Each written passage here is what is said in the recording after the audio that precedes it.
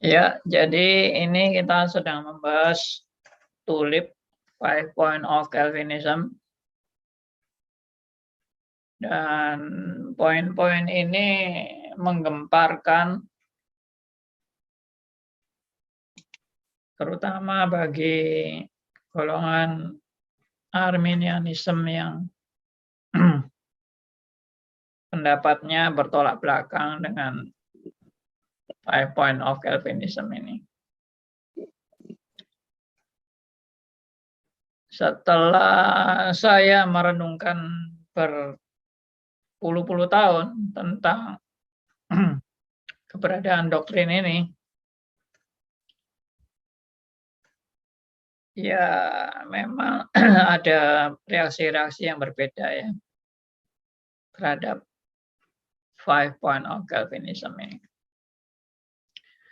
Bahkan orang yang ngaku reform pun ada yang nggak setuju dengan beberapa poin dari 5 point of Calvinism ini. Ada yang menolak, ada yang menolak T-nya, ada yang menolak I-nya, ada yang menolak U-nya, ya macam-macam lah. Ya menurut saya sih orang-orang yang menolak itu, kesimpulan saya adalah orang-orang yang tidak meneliti baik-baik. Ya. Tidak meneliti baik-baik, tidak memahami secara komprehensif, secara teliti, secara ya melihat secara mendalam lah. Jadi hanya asal tidak setuju itu aja atau nggak terima. Ya, poin I. Apa itu poin I? Ya, nah, itu tidak bisa terima. Lalu poin U. Ya, tidak bisa terima. Itu adalah reaksi-reaksi yang bagi saya nggak mempelajari dengan mendalam. Tapi kalau kita belajar dengan mendalam, saya percaya kita akan dituntun untuk lebih memahami dengan benar. Oke, saya mulai aja. Jadi sekali lagi keputusan daripada tulip ini yang dihasilkan dari sidang sinode di Dort, ya Synod of Dort tahun 1619, di mana ini merupakan reaksi dari kelompok Arminian yang membuat suatu pernyataan dari naskah remonstran mereka di tahun 1610. Ya. Jadi orang-orang Arminianis ini yaitu pengikut-pengikut ajaran Arminius yang disebut dengan Arminianism itu menyatakan 5 point of Arminianism yang sudah kita bahas yang lalu. Jadi 9 tahun setelah 9 tahun setelah kelompok Arminian ini menyatakan penolakannya terhadap ajaran reform, baru dari kelompok reform meresmikan tanggapan terhadap kaum remonstran ini. Itulah yang saya pernah bilang yang lalu bahwa cukup sabar orang-orang reform ini menghadapi perlawanan dari kelompok Arminianisme. Tapi memang tidak dipungkiri banyak kejadian-kejadian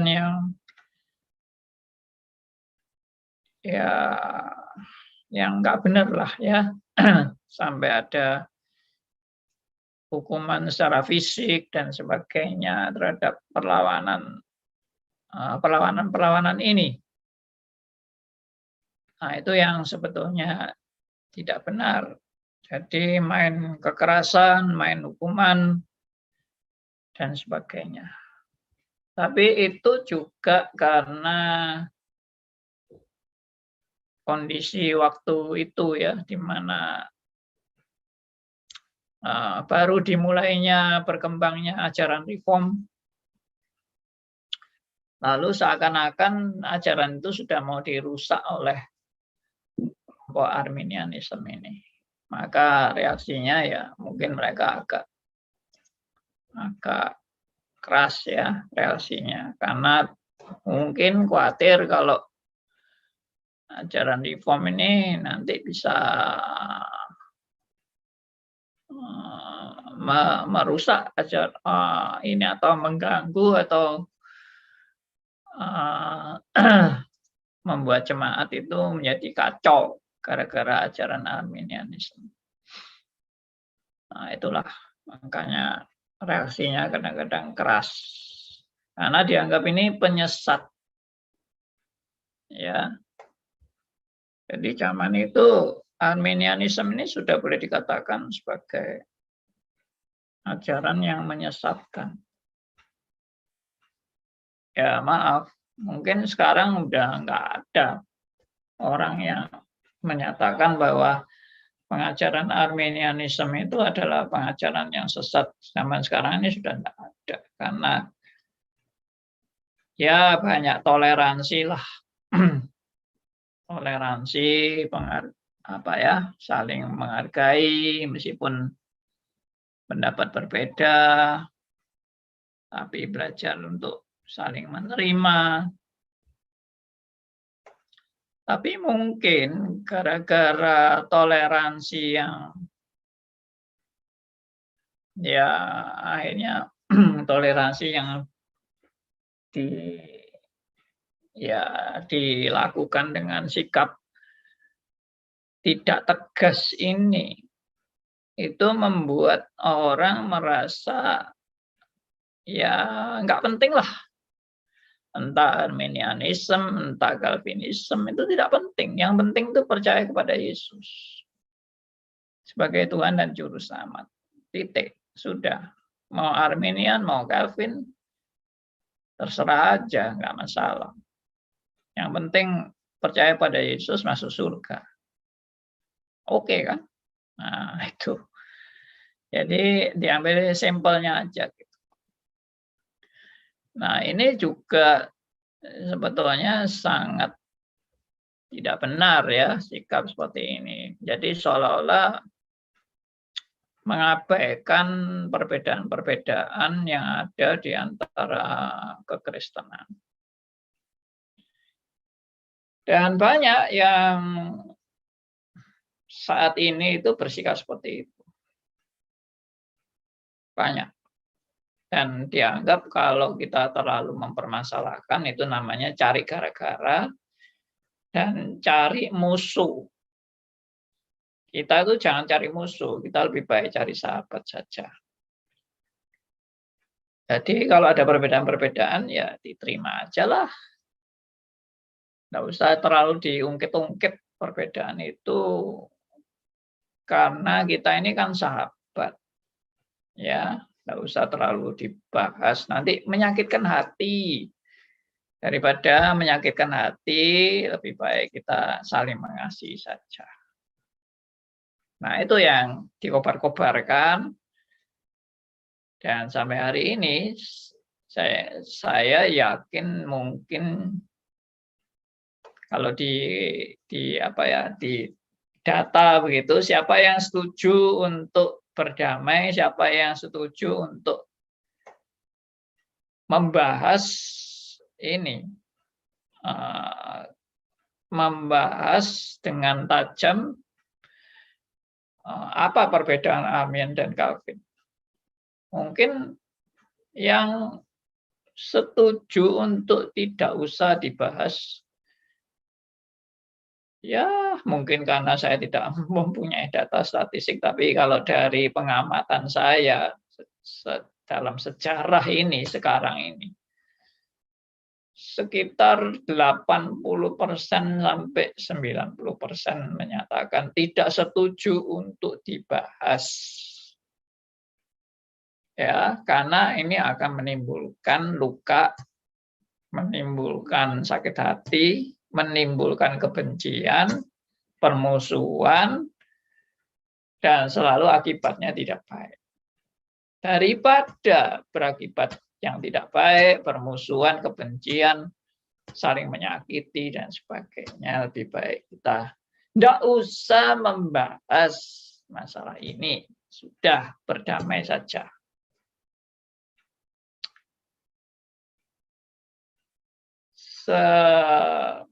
Ya, saya mau menanggapi ya pandangan yang ingin berdamai. Saya bukan mau cari musuh, karena bagi saya cari musuh itu juga tidak benar. Alkitab tidak pernah mengajarkan saudara dan saya cari musuh. Itu yang pertama. Ya, jadi kalau dituduh ini mau cari musuh ya, jawab dengan tegas, tidak. Kami tidak mau mencari musuh. Yang kedua,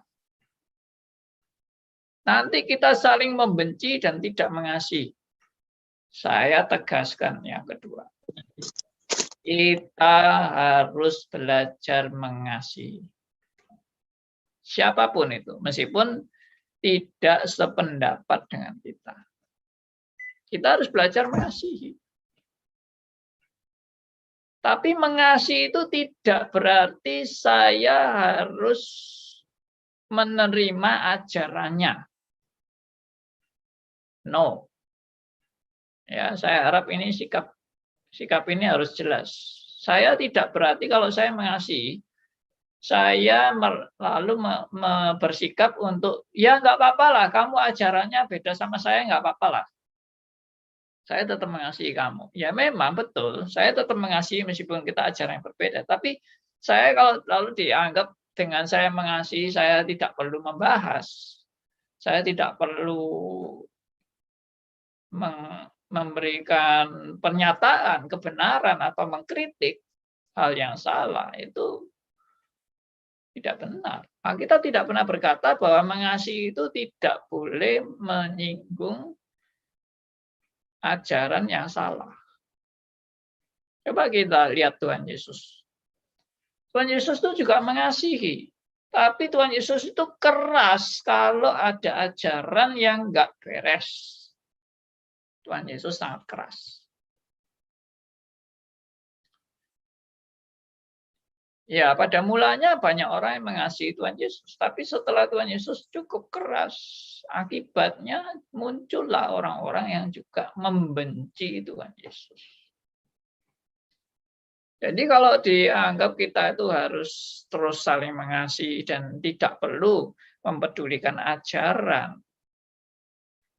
lalu tidak perlu mengoreksi, tidak perlu menyatakan mana yang salah, mana yang benar, karena kita harus saling mengasihi, itu jelas tidak alkitabiah. Ya. Jadi orang percaya, entah Arminian, entah Reform, kalau kamu betul-betul anak Tuhan, kamu harus berjuang untuk menegakkan kebenaran yang menurut Alkitab. Itu kan. Prinsip kita harus sama. Saya bilang bukan hanya Reform, by Arminian, by Reform, kalau kamu anak Tuhan yang sejati, kamu harus berjuang menegakkan kebenaran yang berdasarkan Alkitab. Sama-sama. Reform juga harus berjuang kembali kepada Alkitab.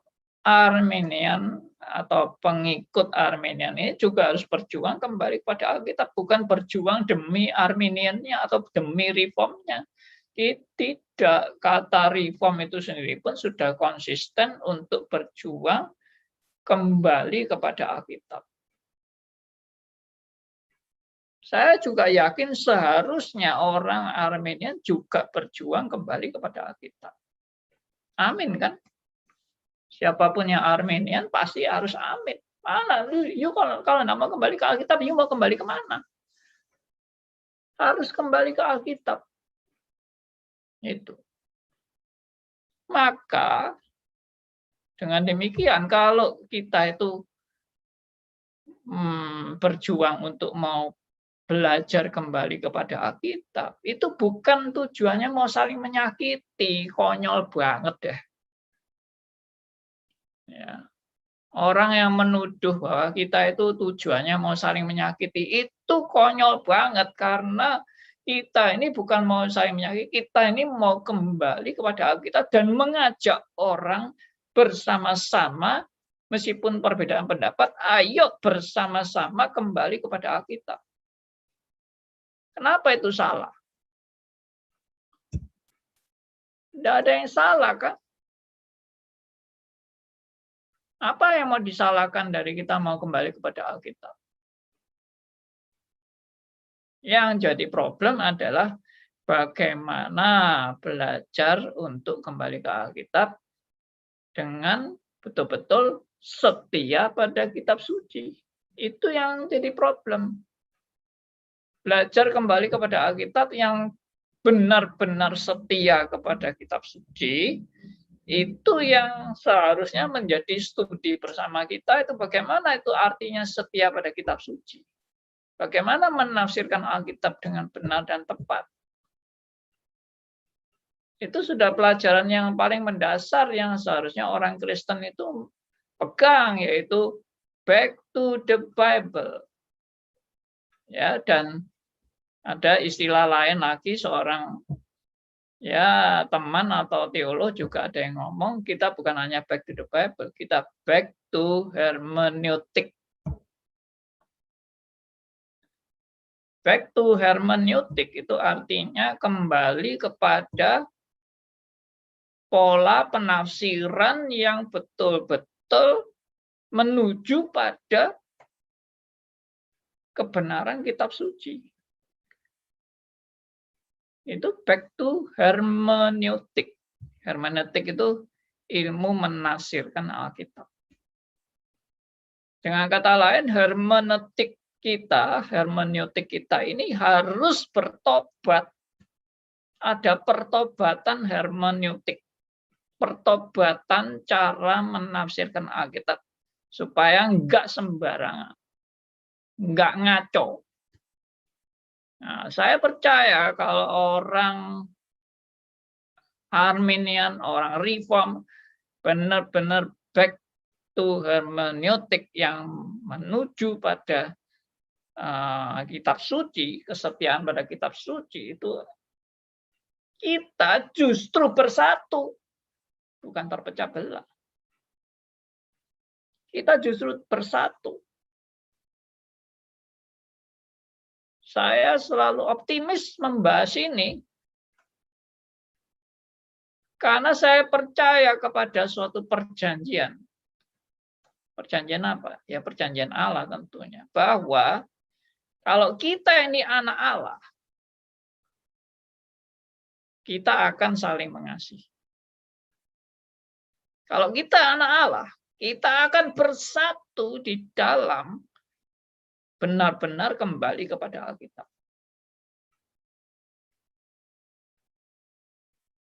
Kenapa tidak optimis? Harus optimis meskipun jatuh bangun. Samalah seperti optimisnya saudara dan saya menjalani hidup dalam proses pengudusan. Saudara dan saya kan sekarang hidup dalam proses pengudusan kan? Tapi kita sadar kan kita masih jatuh bangun di dalam proses pengudusan ini. Tapi kita akan jalani dengan tetap percaya pada perjanjian Allah yang sedang memproses hidup kita. Nah, demikianlah. Mari saudara-saudara sesama anak Allah. Kita belajar Alkitab sama-sama untuk kembali kepada Alkitab. Back to the Bible.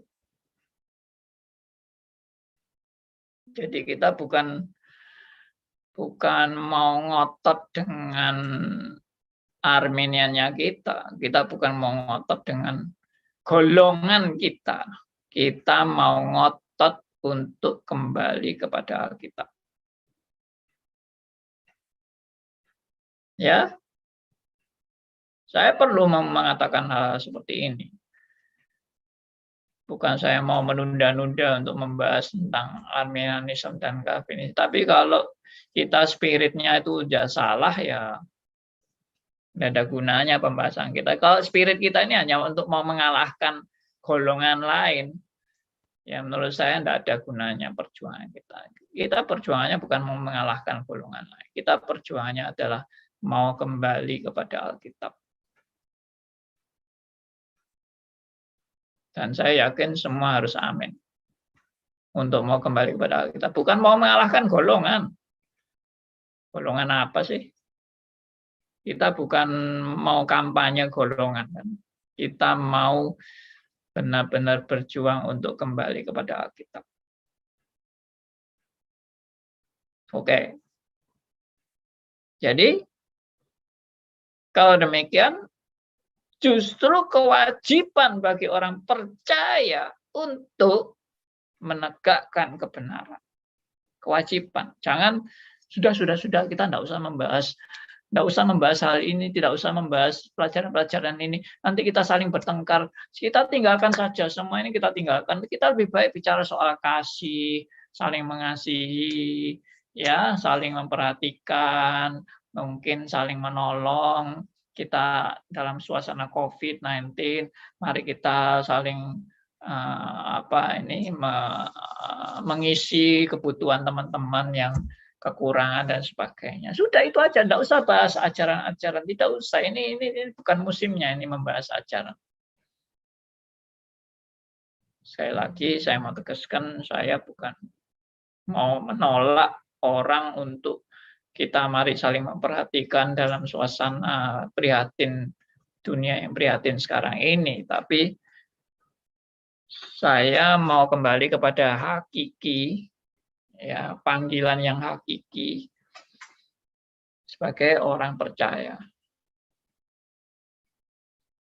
Harus semangat kembali kepada Alkitab, itu semangat orang percaya. Dan kita di dalam kembali ke Alkitab, kita harus menegakkan yang namanya kebenaran. Menegakkan kebenaran, dan kebenaran itu basicnya jelas, sumbernya semuanya dari Alkitab. Dan mari untuk menyatakan kebenaran yang sumbernya dari Alkitab itu harus diuji. Apakah betul-betul ini Alkitab? Ya, harus diuji. Ya. Orang Arminian silakan menguji ajarannya, orang Reform silakan menguji ajarannya, apakah betul-betul kembali kepada Alkitab.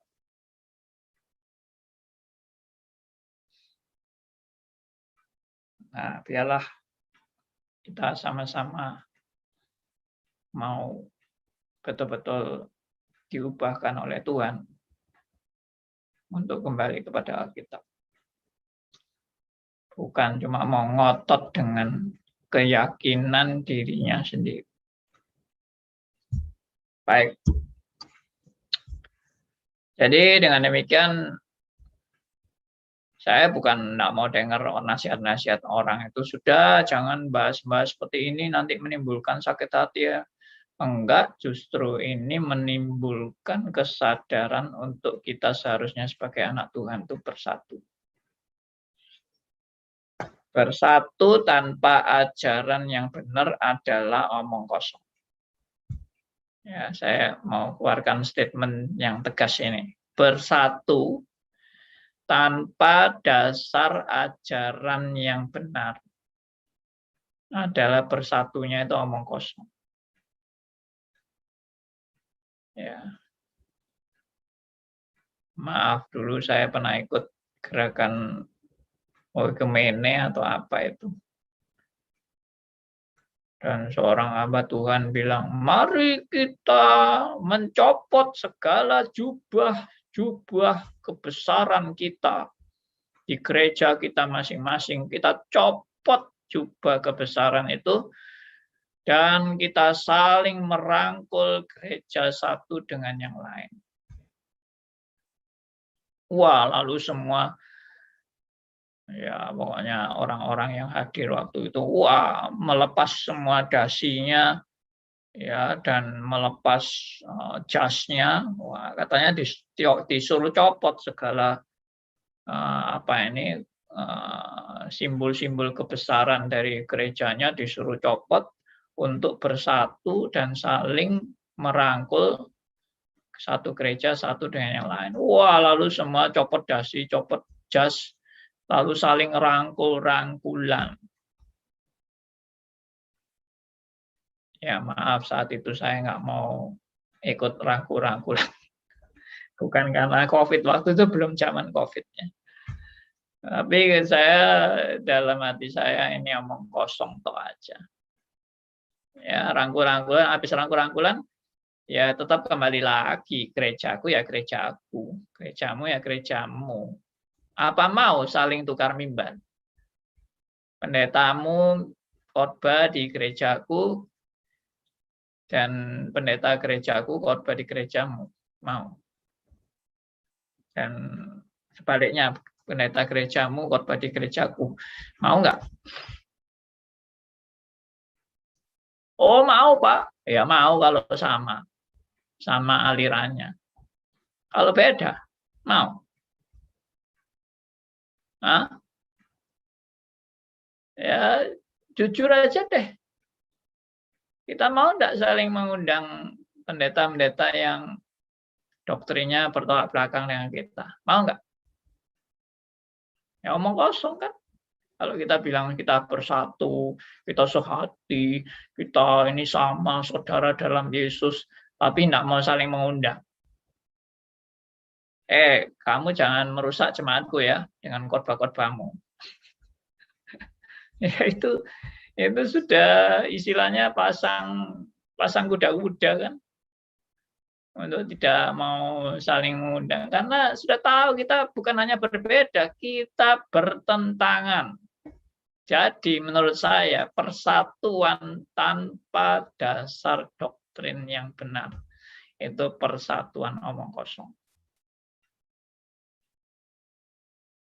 Kalau kita betul-betul bersatu sampai sedalam-dalamnya bersatu, kita mesti punya dasar doktrin yang betul-betul kembali kepada Alkitab.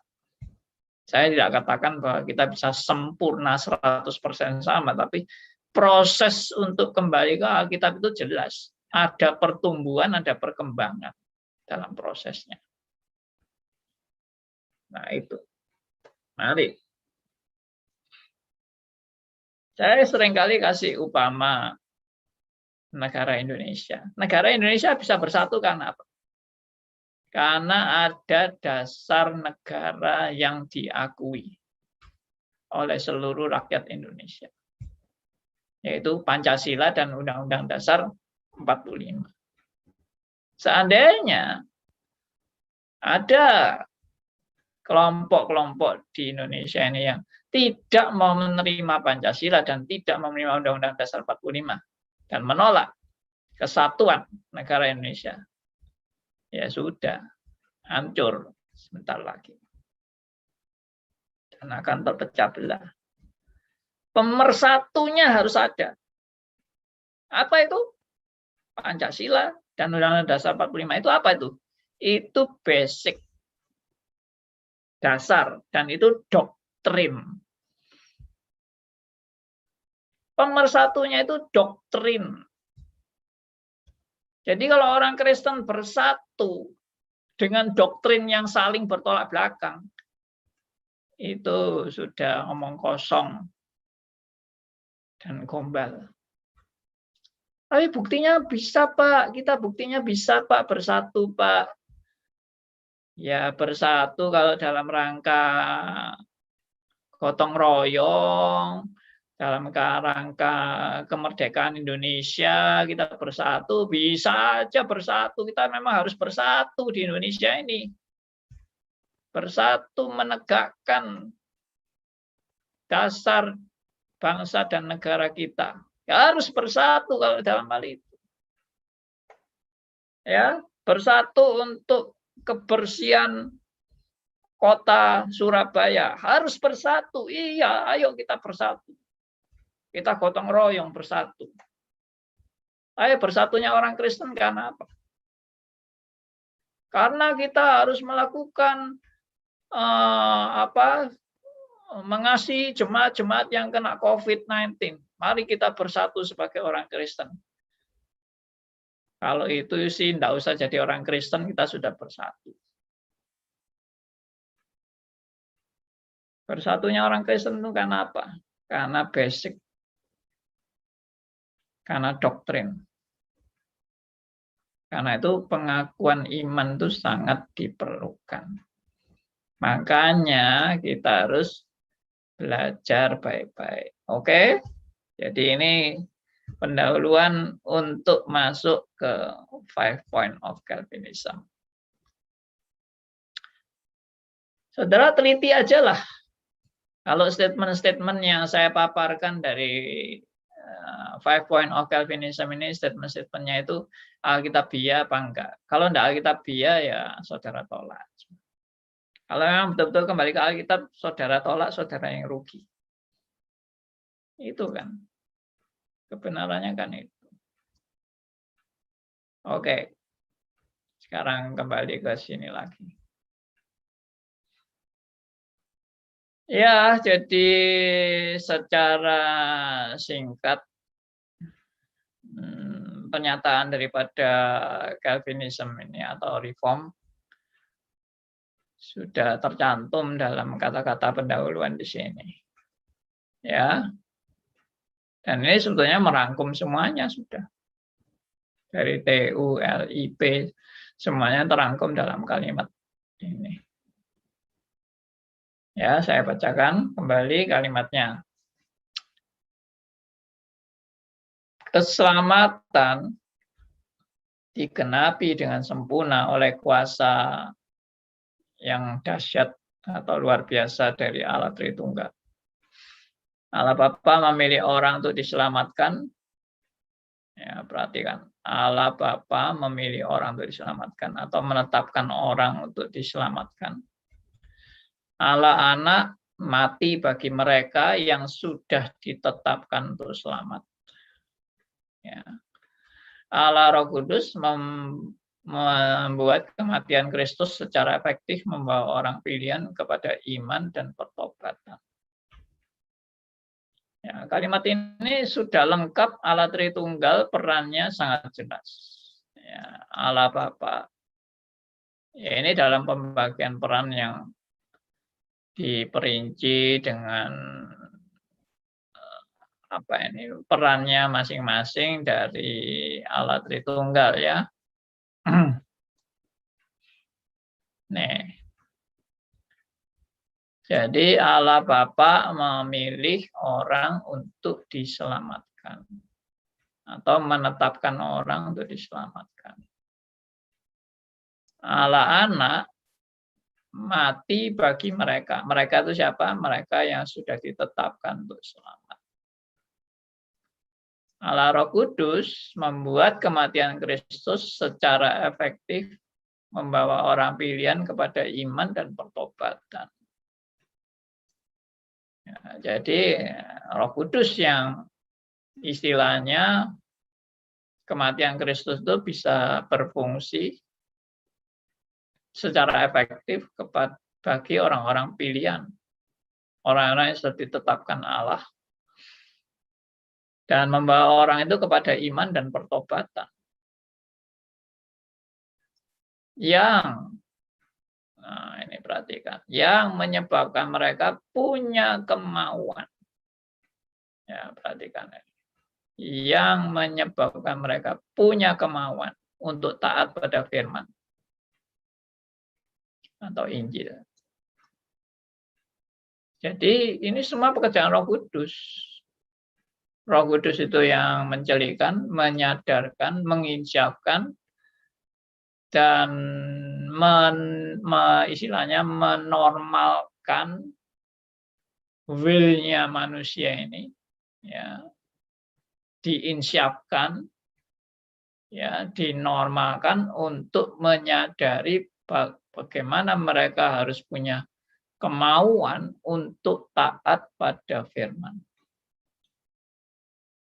Jadi saudara ini sampai bisa punya kemauan taat pada firman itu bukan karena kehebatan Anda dan saya, tetapi karena pekerjaan Roh Kudus yang sudah menyadarkan saudara dan saya. Jadi jelas sekali di sini dikatakan bahwa seluruh proses baik itu pilihan, penebusan, dan kelahiran kembali adalah karya Allah dan hanya anugerah Allah semata-mata. Dengan demikian Allah bukan manusia, menetapkan siapa yang akan menerima anugerah keselamatan. Ya, jadi yang menetapkan untuk menerima anugerah keselamatan itu siapa? Allah, bukan manusia. Oke, jadi ini sudah sangat jelas dan tegas pernyataan-pernyataan ini. Sekarang mulai dari T kita tegaskan lagi. Ini saya sudah sedikit perbaikan terjemahan. Jadi dari T ini artinya total depravity atau kerusakan total, mungkin adalah prinsip Calvinisme yang paling disalahpahami. Menurut saya bukan ini yang paling disalahpahami, semua disalahpahami. Semua poin disalahpahami oleh orang-orang yang menolak 5 point of Calvinism. Ketika Calvinis berbicara tentang manusia sebagai benar-benar rusak, mereka membuat pernyataan yang ekstensif, bukan intensif. Ya, ekstensif itu yang yang dampak keluarnya, dampak sampai di luarnya. Ya, kalau intensif itu secara intens, ya. Apa itu intens itu? Ya, ke dalam mungkin gitu. Akibat dari kejatuhan manusia adalah bahwa dosa itu telah meluas ke setiap bagian dari kepribadiannya. Nah, ini perhatikan, akibat dosa itu telah meluas ke setiap bagian dari kepribadiannya, yaitu pemikirannya, emosinya, dan kehendaknya. Belum tentu dia sangat berdosa, tapi dosa itu telah meluas ke seluruh keberadaannya. Nah, maksudnya apa? Belum tentu dia sangat berdosa itu. Artinya mungkin secara kasat mata dia bukan orang yang sangat-sangat rusak atau sangat-sangat jelek. Ya. Buktinya ada orang yang demikian saleh, buktinya ada orang yang tidak bejat moralnya. Buktinya meskipun ada orang bukan Kristen tapi jujur, ada orang bukan Kristen tapi dia bertanggung jawab, ada orang bukan Kristen tapi dia tidak mau korupsi, ada orang bukan Kristen tapi orangnya sungguh-sungguh takut berbuat dosa. Ada.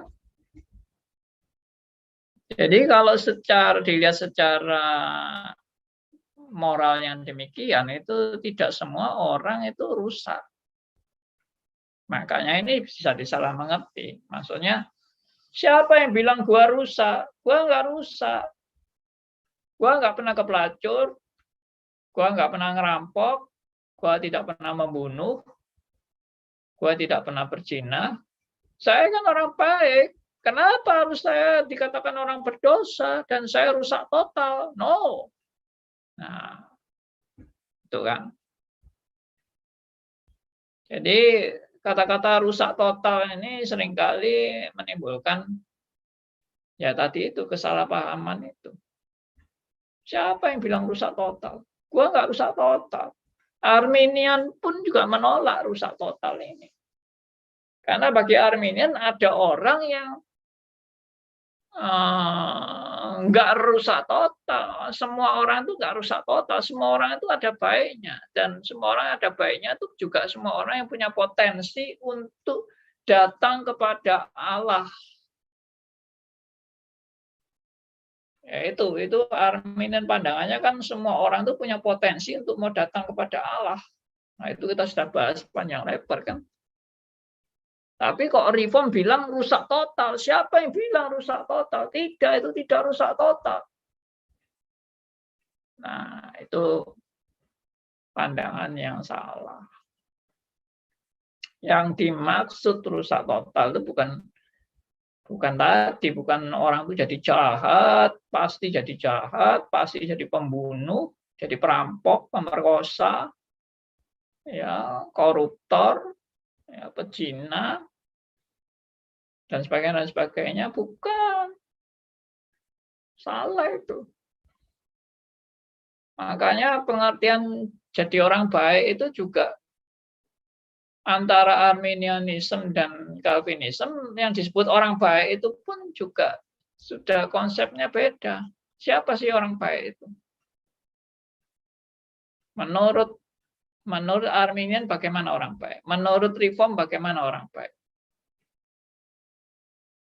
Itu. Nah, itu aja sudah menimbulkan pengertian-pengertian yang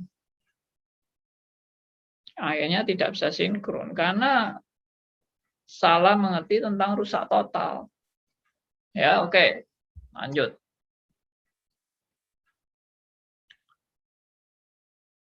Nah, saya langsung ke bahasa Indonesianya aja. Ya, jadi yang ini berkenaan rusak total itu berkenaan dengan hal ini. Manusia yang belum dilahirkan kembali atau belum diselamatkan itu mati dalam dosa-dosanya. Ini yang disebut rusak total. Kamu tuh mati dalam dosa-dosanya. Roma 5 ayat 12. Nah, jadi dalam keadaan mati dalam dosa inilah yang menyebabkan kita itu dalam kondisi yang disebut dengan rusak total. Alias mati rohani. Makanya itu berkaitan dengan Kejadian 2 ayat 17. Makanya kalau bilang rusak total itu harus berkaitan dengan mati rohani. Kalau saudara tidak memahami mati rohani, ya selalu Anda merasa saya sudah baik kok. Saya sudah taat sama hukum-hukum Tuhan kok. Nah, Anda nggak mengerti arti mati rohani. Ya, jelas Kejadian 2 ayat 17 itu Tuhan bilang kalau kamu makan buah itu kamu akan mati. Tapi bukan mati jasmani kan, mati rohani. Makanya juga di Yohanes 3 ayat 3 kamu harus dilahirkan kembali. Kalau tidak, kamu tidak dapat melihat kerajaan Allah. Yohanes 3 ayat 5, kamu harus dilahirkan kembali atau lahir dari air dan roh. Kalau tidak, kamu tidak bisa masuk ke dalam kerajaan surga. Yang satunya melihat kerajaan surga, yang satunya masuk kerajaan surga. Kejadian 3 ayat 7, kamu harus dilahirkan kembali. Itu keharusan. Kenapa? Karena mati rohani. Ya, Nikodemus yang datang kepada Tuhan Yesus itu mati rohani dan tidak bisa memahami maksud kedatangan Kristus. Ya, misi kedatangan Kristus itu apa? Nikodemus tidak bisa memahami, karena itu Tuhan Yesus bilang kamu harus dilahirkan kembali baru kamu bisa mengerti maksud kedatanganku. Kalau enggak, kamu pikir aku ini hanya untuk berbuat mujizat saja datang ke dunia ini. Untuk pamer-pamer kuasa Allah, untuk menyatakan bahwa aku ini nabi. Cuma itu aja. Enggak loh. Semua itu dalam rangka misi kerajaan Allah. Dan misi kerajaan Allah itu untuk apa? Itu yang Nikodemus tidak bisa memahami. Nah, harus dilahirkan kembali. Ini poinnya. Rusak total itu artinya itu. Kamu itu mati rohani, kamu itu tidak bisa melihat misi kerajaan Allah, kamu itu buta, kamu itu lumpuh, kamu itu hopeless, keadaannya sudah tidak ada harapan. Jadi kamu itu harus hidupmu atau rohmu yang mati itu, mati rohani itu harus dihidupkan. Sudah, itu poinnya. Jadi kalau tidak dihidupkan, kamu itu selama-lamanya mati. Dan siapa yang menghidupkan? Tidak ada yang lain yang menghidupkan kecuali Roh Kudus. Ya. Oke. Jadi saya lanjut terjemahannya. Tanpa kuasa Roh Kudus, manusia duniawi buta dan tuli terhadap berita Injil. Nah, itu Markus 4 ayat 11. Buta dan tuli terhadap berita Injil. Inilah mengapa kerusakan total itu juga disebut dengan ketidakmampuan total. Karena nggak mungkin bisa memahami Injil. Tidak mungkin bisa mengerti Injil. Tidak mungkin bisa menerima Injil. Karena buta rohani tadi. Injil itu apa sih? Itu nggak penting Injil itu. Ya kan? Buktinya banyak orang yang ditawari Injil merasa Injil itu nggak ada pentingnya apa-apa, nggak ada kaitannya apa-apa untuk hidup ini. Injil itu buat apa? Harus terima Yesus, kalau enggak kamu akan binasa. Siapa bilang saya binasa? Ya, bagi saya tidak mutlak itu Injil itu apa itu hanya bohongan aja. Apalagi harus mempercayai Yesus sebagai Allah. Waduh, mana mungkin manusia itu disembah sebagai Allah? Itu suatu yang sesat itu. Bidat itu menyembah Yesus sebagai Allah itu. Nah, kenapa? Mati rohani. Anda itu tidak bisa memahami kalau Allah tidak mencelikan mata rohani. Kalau Roh Kudus tidak membuka mata rohanimu yang buta itu, ya kalau tidak dimelekkan, ya nggak bisa tetap melihat kebenaran itu nggak bisa. Jadi ini penting sekali. Kelahiran kembali itu suatu yang krusial. Sangat krusial. Ya, jadi saya sendiri nggak pernah memahami kelahiran kembali sampai Tuhan membuat saya lahir kembali. Setelah saya lahir kembali pun saya tetap nggak ngerti tentang kelahiran kembali sampai Tuhan mencelikkan saya bagaimana kelahiran kembali yang sesungguhnya. Dan sejak saat itu saya baru jadi reform. Ya, ceritanya saya jadi reform itu setelah mengerti arti kelahiran kembali. Berarti kalau begitu, kenapa saya jadi reformnya itu? Dalam kaitan dengan lahir kembali ini. Karena orang mati tidak bisa menghidupkan dirinya sendiri. Itu poinnya. Kenapa saya dari Armenia menjadi reform? Karena berkaitan dengan ini kelahiran kembali ini. Karena orang yang mati tidak bisa melahirbarukan dirinya sendiri. Bahkan orang mati tidak sadar kalau dirinya mati. Dan orang mati pun tidak pernah minta dirinya dihidupkan.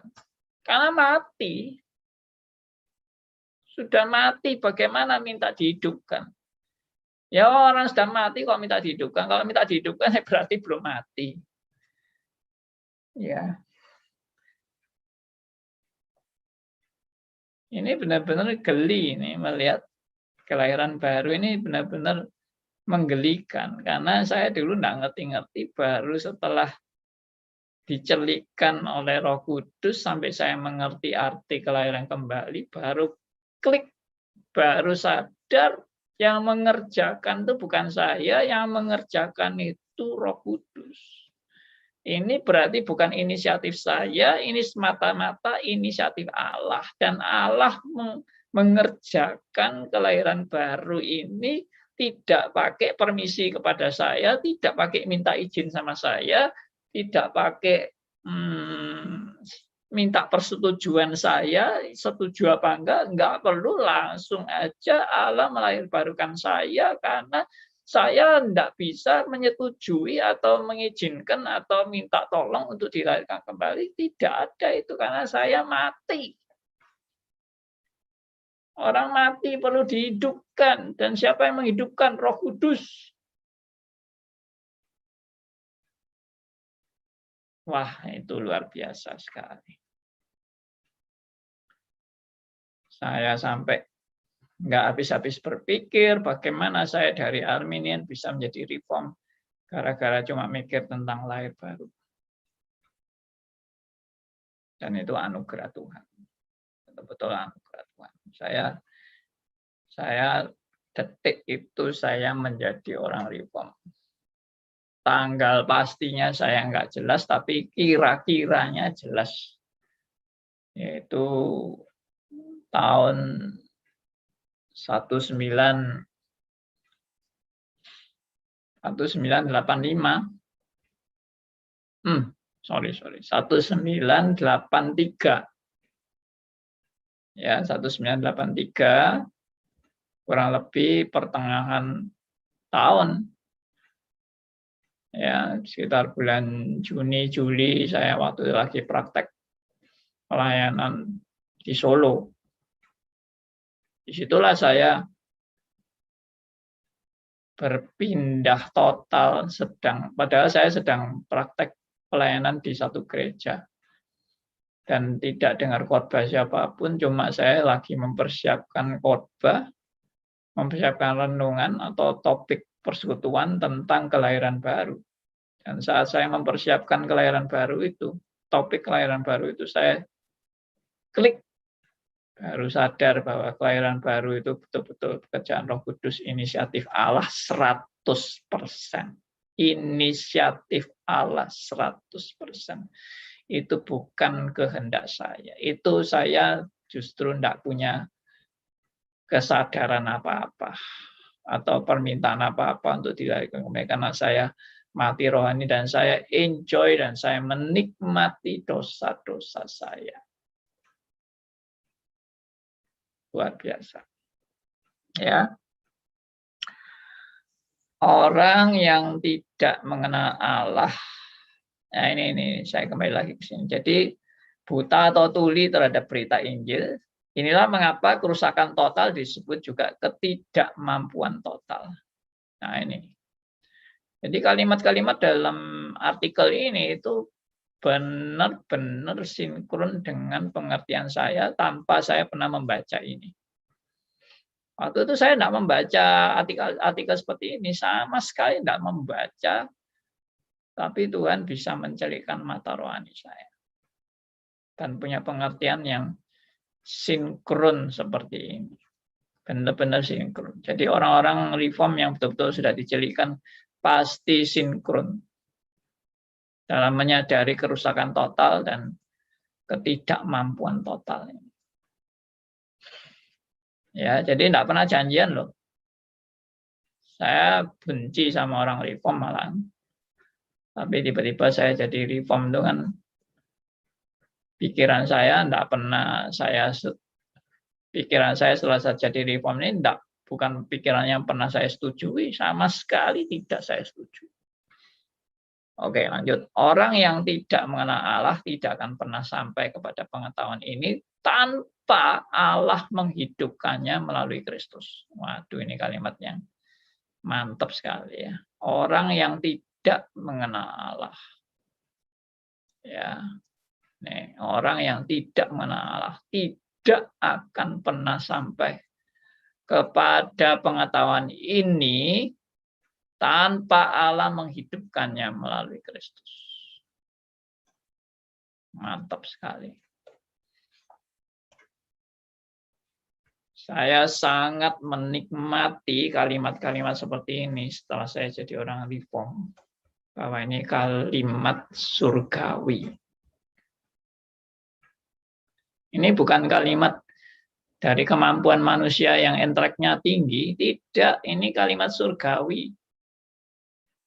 Ya, yang benar-benar bisa yang dicelikkan, ya, orang-orang yang dicelikkan Tuhan untuk bisa mengenal bagaimana Allah itu berkarya dalam hidup kita sampai kita itu bisa mengenal Allah. Makanya saya waktu setelah jadi reform itu tema-tema yang seringkali saya khotbahkan itu tema apa? Mengenal Allah yang benar-benar Allah.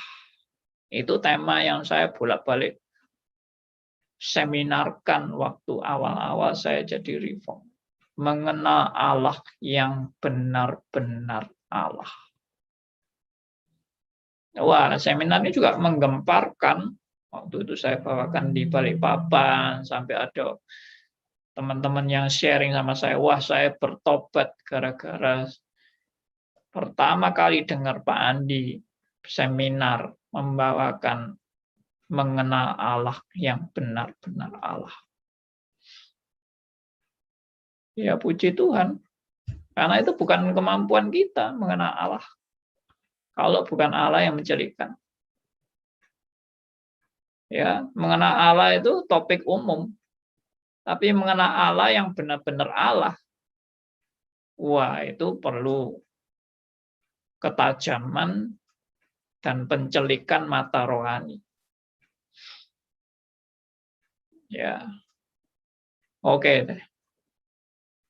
Kita baca Efesus 2 ayat 1 sampai 5.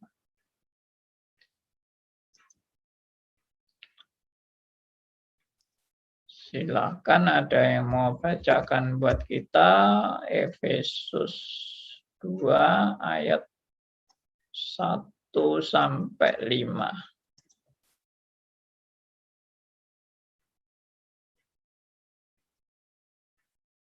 Silakan siapa yang mau bacakan? Semuanya adalah kasih karunia. Kamu dahulu sudah mati karena pelanggaran-pelanggaran dan dosa-dosamu. Kamu hidup di dalamnya karena kamu mengikuti jalan dunia ini.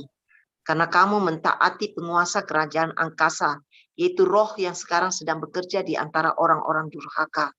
Sebenarnya dahulu kami semua juga terhitung di antara mereka. Ketika kami hidup di dalam hawa nafsu daging dan menuruti kehendak daging dan pikiran kami yang jahat. Pada dasarnya kami adalah orang-orang yang harus dimurkai, sama seperti mereka yang lain. Tetapi Allah yang kaya dengan rahmat, oleh karena kasih-Nya yang besar, yang dilimpahkannya kepada kita, telah menghidupkan kita bersama-sama dengan Kristus, sekalipun kita telah mati oleh kesalahan-kesalahan kita. Oleh kasih karunia kamu diselamatkan. Amin.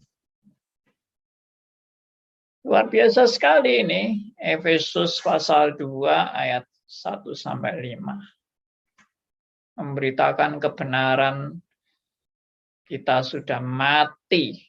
Ya, ayat 1 dikatakan, kamu dahulu sudah mati karena pelanggaran-pelanggaran dan dosa-dosamu. Ini mati rohani. Kamu hidup di dalamnya karena kamu mengikuti jalan dunia ini. Karena kamu mentaati penguasa kerajaan angkasa. Itu roh yang sekarang sedang bekerja di antara orang-orang durhaka. Yaitu kita dulu. Kita orang-orang yang dibutakan dalam kenikmatan dosa-dosa. Mentaati penguasa kerajaan angkasa. Itu kadang kita yang mati rohani. Sebenarnya, dahulu kami semua juga terhitung di antara mereka. Ketika kami hidup di dalam hawa nafsu daging dan menuruti kehendak daging. Dan pikiran kami yang jahat. Pada dasarnya kami adalah orang-orang yang harus dimurkai sama seperti mereka yang lain. Ini kesadaran dari mana? Kesadaran dari Roh Kudus. Karena semua orang yang dicelikkan mata rohaninya, tidak ada yang mengatakan bahwa saya orang baik. Tidak ada. Hanya orang buta yang mengatakan saya orang baik. Saya ulangi.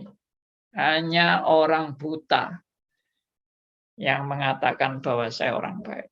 Kalau Anda sudah dicelikkan mata rohaninya, Anda sadar bahwa Anda begitu bobrok di hadapan Allah. Begitu tidak layaknya Anda di hadapan Tuhan. Luar biasa sekali. Dan siapa yang menyadarkan ini? Siapa yang membuat saudara dan saya mata rohaninya bisa melihat kebenaran bahwa kita ini orang bobrok di mata Allah? Kalau bukan pekerjaan Roh Kudus. Karena kecondongan manusia selalu merasa dirinya, aku orang baik. Lebih baik dari orang lain yang brengsek itu. Aku orang baik. Bahkan sampai hari ini pun saudara-saudara dalam Kristus pun juga seringkali tergoda kan merasa diri lebih baik dari orang lain. Tapi Tuhan selalu menyadarkan kita kembali bahwa kamu nggak lebih baik dari orang. Biarpun kamu melihat brengseknya orang itu, kamu tidak lebih baik dari dia. Itu Tuhan terus sadarkan dalam hidup kita sebagai orang percaya. Ya. Jadi kita ini sepatutnya dimurkai seperti yang ditulis di sini. Pada dasarnya kami orang-orang yang harus dimurkai sama seperti mereka yang lain. Jadi orang reform itu juga menyadari saya bukan lebih baik dari orang lain. Saya sama dengan mereka yang patut dimurkai. Saya tidak lebih baik. Tuhan tidak memilih saya karena saya lebih baik dari orang lain. No. Wah, ini pikiran dari mana? Pikiran dari Allah. Kalau Tuhan tidak mencelikkan ini, saya selalu merasa diri saya lebih baik dari orang lain. Kenapa Tuhan pilih saya? Saya lebih baik dari orang lain. Saya lebih pantas dari orang lain. Pikiran orang yang sudah dibarui oleh Kristus pasti menyadari saya sama dengan mereka yang patut dimurkai. Jadi membedakan diri kita dengan orang-orang yang patut dimurkai dan kita merasa diri lebih baik dari orang-orang yang patut dimurkai, itu salah. Saudara tidak lebih baik dari orang-orang yang patut dimurkai karena saudara juga patut dimurkai. Tetapi bagaimana saudara bisa dipilih? Jawabannya ya ayat 4. Tetapi Allah yang kaya dengan rahmat oleh karena kasih-Nya yang besar dilimpahkannya kepada kita. Bukan karena kebaikan Anda, tapi karena Allah yang kaya rahmat dan kasih-Nya yang besar dilimpahkan kepada saudara dan saya. Telah menghidupkan kita bersama-sama dengan Kristus, sekalipun kita telah mati oleh kesalahan-kesalahan kita. Sehingga kesimpulannya adalah oleh kasih karunia kamu diselamatkan. Only by grace. Ya, you are saved. Apa itu bahasa Inggrisnya? Coba lihat. ASP. By grace have you been saved. Ya. Di Device Standard Version. By grace you have been saved. Ya, begitulah. Luar biasa ya. Efesus 2 ayat 1 sampai 5. Oke, saya berhenti sampai di sini. Sudah jam 8:40. Silakan kalau ada teman-teman yang mau membagikan berkat atau mau bertanya, mau mendiskusikan sesuatu, silakan. Iya, Pak. Silakan, Pak Aryo. Jadi orang yang lebih cepat sadar adalah yang waktu dijelikan lebih cepat sadar adalah orang yang dikondisikan seperti anak yang hilang ketimbang anak yang sulung. Anak yang sulung agak lebih sulit mungkin. Apa betul gitu, Pak? Ya. Tuhan selalu mengkondisikan orang supaya terus berdosa terus supaya sadar. Ya. Tapi akhirnya anak yang sulung itu pun juga mengerti kebobrokan dirinya. Karena akhirnya kan juga disadarkan, kamu ini loh, adikmu sudah pulang kok kamu malah nggak suka. Ya memang cerita selanjutnya dari anak sulung ini nggak ada. Tapi saya percaya kalau dia memang betul-betul anak Tuhan, dia pun akhirnya sadar, iya aku kok begitu sombong, aku kok merasa diriku lebih baik dari saudaraku yang bungsu ini, gitu ya. Aku ini ternyata juga bobrok, aku ini ternyata suka iri atau benci dengan pertobatan orang lain. Nah itu, disadarkan akan kebobrokannya. Orang-orang Farisi itu mungkin mewakili anak yang sulung. Kok kelihatannya terus dimarahi sama Tuhan, kok enggak kapok-kapok kelihatannya. Boleh bilang dipisui, Pak. Tuhan boleh bilang bahasanya itu dimaki-maki. Iya. Saking nggak jelas sih. Ya, tapi kalau orang Farisi itu anak Tuhan nanti suatu saat juga disadarkan Tuhan. Ya, yang penting Tuhan itu bekerja pada orang pilihan, sudah pasti itu. Itu poinnya. Orang pilihan itu bisa pertama-tamanya begitu bobrok dan rusak dan kacau. Atau merasa sombong, merasa diri lebih baik dari orang lain juga bisa. Jadi siapapun itu, saudara dan saya itu, kita itu tidak lebih baik dari orang lain. Kita juga tidak lebih baik dari orang Farisi, ahli Taurat.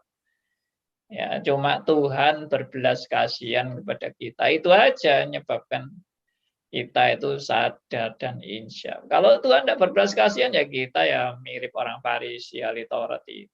Yang kita kejar mungkin nama baik kita, kedudukan kita, hormat dari masyarakat kepada kita, kan itu yang kita kejar. Ya. Oke, yang lain silakan. Ada teman mau anggapi. Pak Stefanus, puji Tuhan, boleh jumpa kembali. Terima kasih. Pak Andi, bukan saya lebih baik, bukan saya lebih suci, bukan saya sombong rohani. Tapi apa yang Pak Andi bilang tadi, tak kala saya mempersiapkan saya untuk masuk rumah sakit. Di dalam pikiran saya, mau pulang atau tidak. Tetapi puji Tuhan, waktu saya langsung bilang, Tuhan, saya begitu najis. Tapi hidup ini hanya anugerah. Oh, bersyukur. Ini satu anugerah apa yang Pak Andi bilang tadi. Itu saya alami. Saya langsung bilang, Tuhan saya najis. Tetapi hidup ini hanya anugerah. Karena itu waktu itu Pak Andi, saya tidak tahu. Saya mau pulang atau tidak lagi. Tapi puji Tuhan, Tuhan masih kasih kesempatan sama saya untuk saya hidup. Kedua, waktu ada teman-teman kirim lagu, di situ ada terjemahannya, perbuatan baik begini, bla bla. Saya langsung tegur. Kita bilang hati-hati, perbuatan baik, apa yang kita buat itu bukan salah satu tiket untuk kita masuk surga. Jadi saya langsung tegur. Kadang-kadang kita di grup, kita rasa sungkan karena teman. Kita rasa, ya gimana kayaknya apa ya. Tetapi puji Tuhan, Roh Kudus memampukan saya untuk saya dapat menegur mereka. Terima kasih Pak Andi. Puji Tuhan. Pak Stefanus boleh dalam proses kesembuhan ya dari COVID-19. Sungguh bersyukur pada Tuhan. Apa Pak Stefanus sekarang sudah keluar dari rumah sakit? Pak Stefanus? Masih di rumah sakit. Masih di rumah sakit ya? Hari ke-25 ini hari. Dan hari ke-25. Saya tadi mulai belajar lepas oksigen. Biasa pakai oksigen itu 5 liter. Saya kasih turun 4 liter. Sampai 3 liter, bahkan 2,5 liter. Dan sekarang tadi saya coba dengan tidak pakai oksigen, saturasi 9293. Puji Tuhan. Satu mujizat ini yang terjadi. Puji Tuhan. Kemurahan Tuhan. Saya umur panjang. Tuhan mau pakai saya untuk menjadi saluran berkat. Amin. Hidup saya hanya untuk Tuhan. Jangan mencuri kemuliaan. Jangan memperalat Tuhan. Terima kasih Pak Andi. Amin, amin. Ya, kita terus doakan ya, Pak Stefanus terus boleh jadi saksi bagi kemuliaan nama Tuhan. Apapun yang terjadi, Pak Stefanus terus giat memberitakan kebenaran firman. Baik, ada teman lain? Silakan.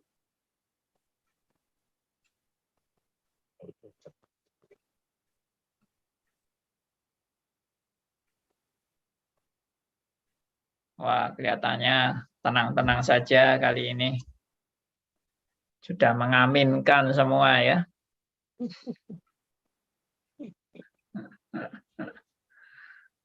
Oke.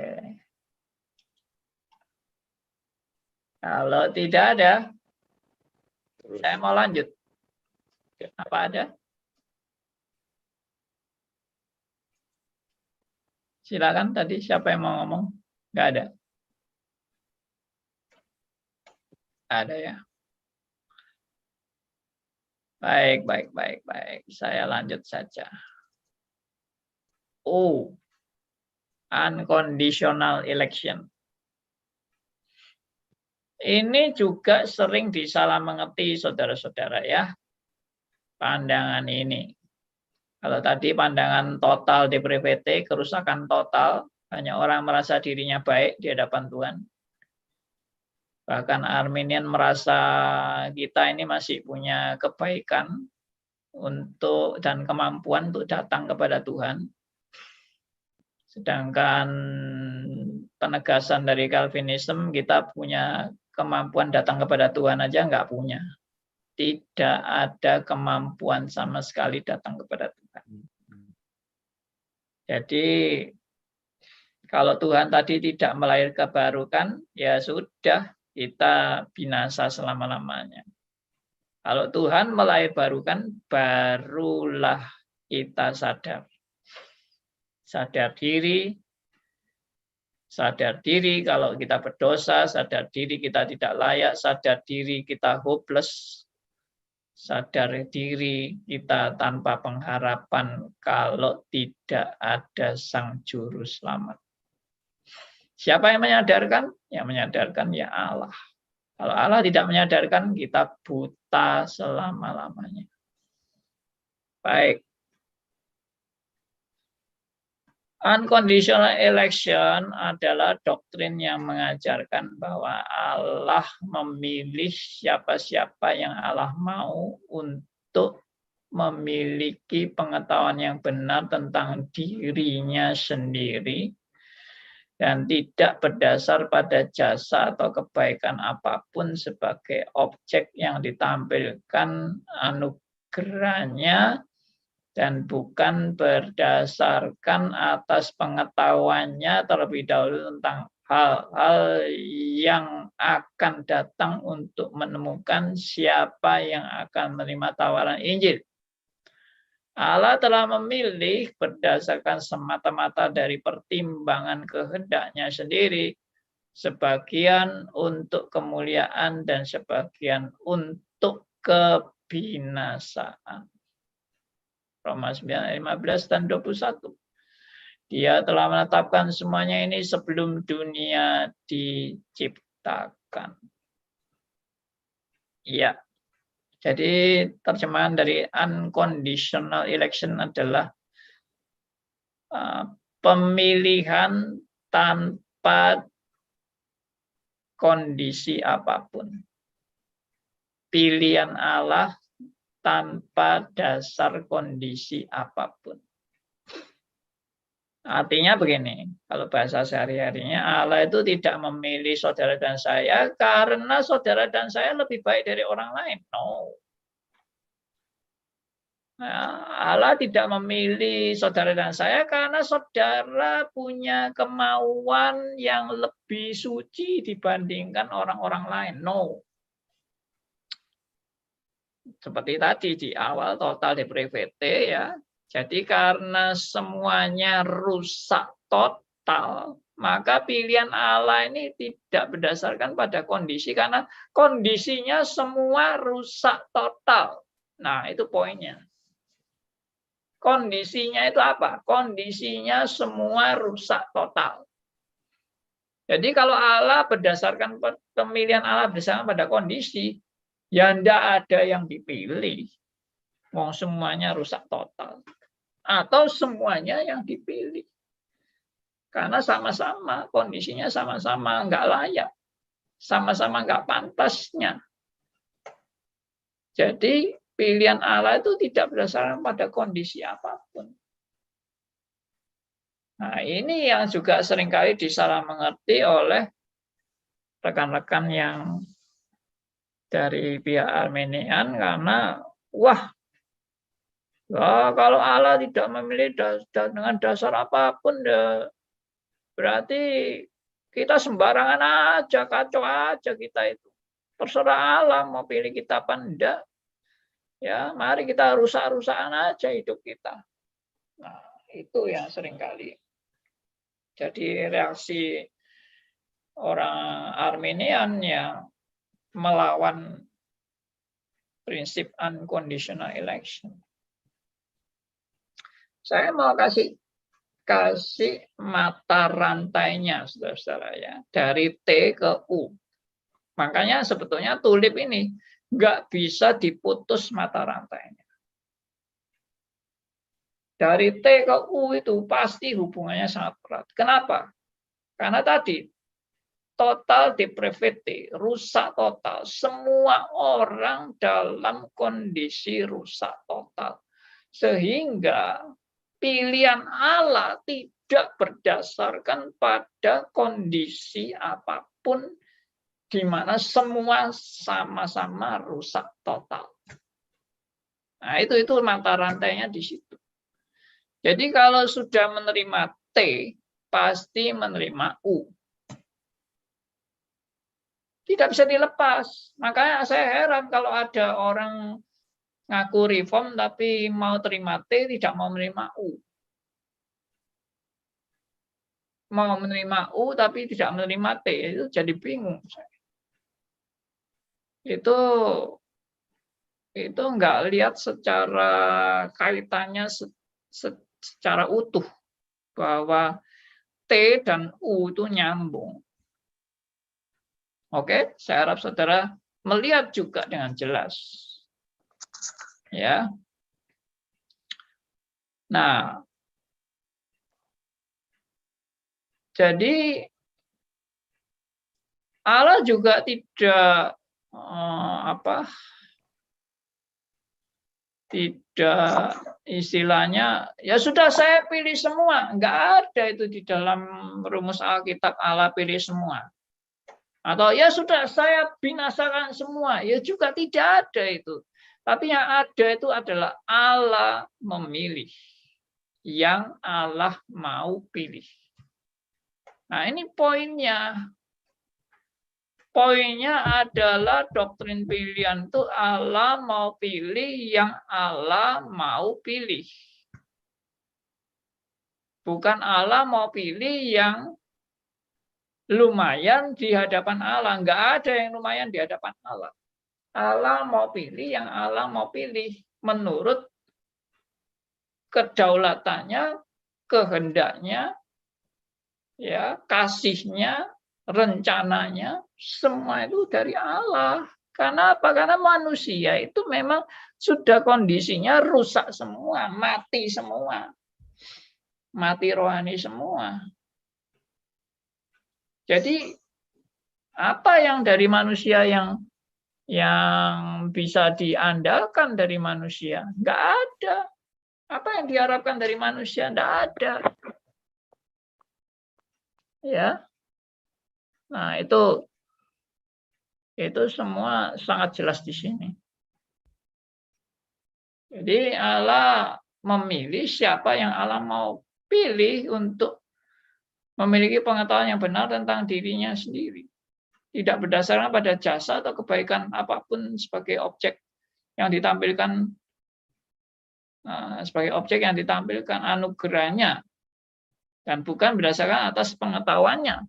Nah, jadi penekanan pilihan Allah ini juga berdasarkan anugerah Allah, bukan berdasarkan kemahatauannya. Kalau Arminian, pilihan Allah berdasarkan kemahatauan Allah bahwa ini ada orang yang jadi baik, ada orang yang nanti bakal akan menerima Yesus sebagai Tuhan dan Juru Selamat. Maka orang yang bakal nanti mau terima Yesus sebagai Tuhan dan Juru Selamat menurut pilihan orang itu sendiri, itulah yang Allah mau terima. Nah, itu yang saya tegaskan. Kalau seperti itu namanya Allah itu bukan mau menerima atau menolak. Allah cuma pasif saja menonton. Seperti itu. Allah cuma pasif menonton. Ya. Sorry, saya harus mute.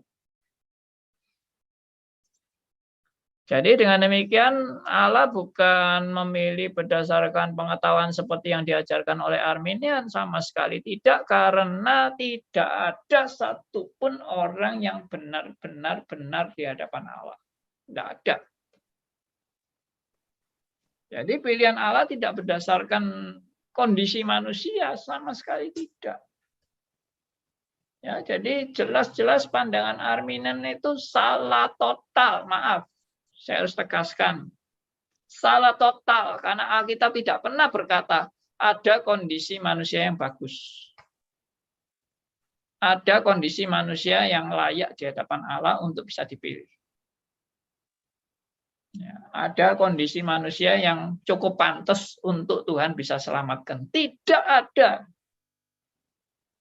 Tidak ada sama sekali. Makanya Arminian itu bukan setengah-setengah benar atau setengah salah. Sudah salah total dalam memahami keberadaan manusia yang rusak total ini. Pak, tolong di-mute dulu ya. Saya mute dulu. Jadi kecuali mau tanya, langsung aja tanya. Jadi jelas sekali di sini dikatakan Allah telah memilih berdasarkan semata-mata dari pertimbangan kehendaknya sendiri. Sebagian untuk kemuliaan dan sebagian untuk kebinasaan. Nah, jadi Allah memang memilih manusia sebagian untuk diselamatkan dan sebagian memang tidak dipilih. Dan yang tidak dipilih ini ya pasti namanya secara konsekuensi logisnya ya berarti mereka dibiarkan untuk binasa. Dan memang seharusnya semua orang binasa. Dari semua orang yang seharusnya binasa, Allah memilih dan menetapkan orang yang akan diselamatkan. Ya, itulah yang sangat tegas dinyatakan dalam kitab suci. Dan Allah sudah menetapkan semuanya ini sebelum dunia diciptakan. Roma 9 ayat 15 dan 21 dan Efesus 1 ayat 4 sampai 8. Saya minta tolong ada teman membacakan Roma 9 ayat 15 dan ayat 21.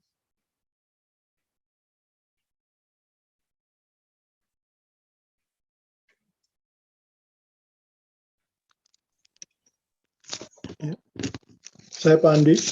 Ya, silakan Pak Yohan.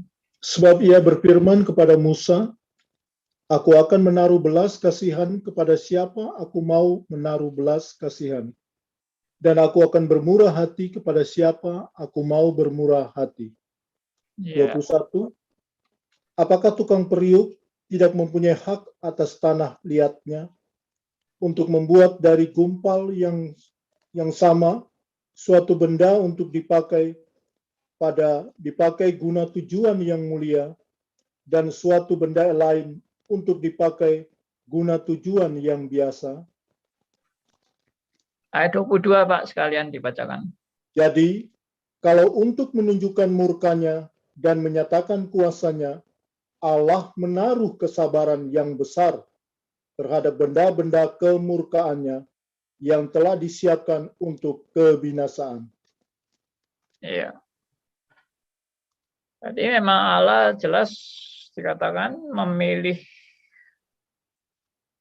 untuk diselamatkan dan ada yang memilih untuk dibinasakan.